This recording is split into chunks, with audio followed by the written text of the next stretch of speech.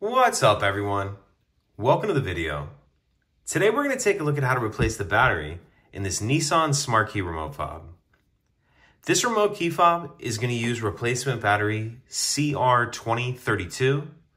I'll put a link in the description box of this video to where you can purchase these batteries if you're in need. The other thing I'm going to be using is a small flathead screwdriver.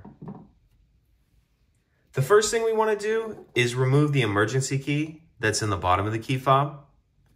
That's done by pressing this release on the back, and then the emergency key will slide out like that. And we can just set that to the side. Now, if we grab our screwdriver and we take a look at the bottom of the key fob, there's these two small notches, one right here and one right here. What I'm gonna do is put the screwdriver in that notch, and then I'm gonna twist like that. And if you need to, you can come over here and do the same thing. And as you can see, it's popped the shell apart a bit. And I can probably pull this apart with my fingers as is, but you may need to take the screwdriver and just carefully work your way around a little bit.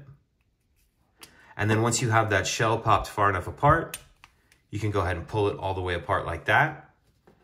And in the back half of the shell, we see our battery right here.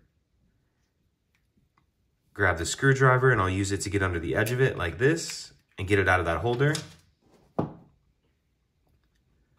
Now I'll grab the new battery, and we want to make sure that we're installing that with the plus side down on the shell.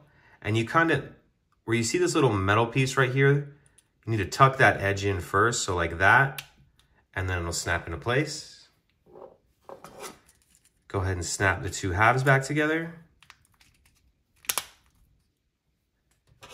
Slide our emergency key back in.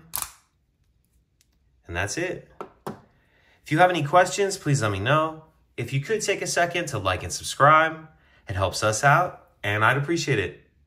Thank you.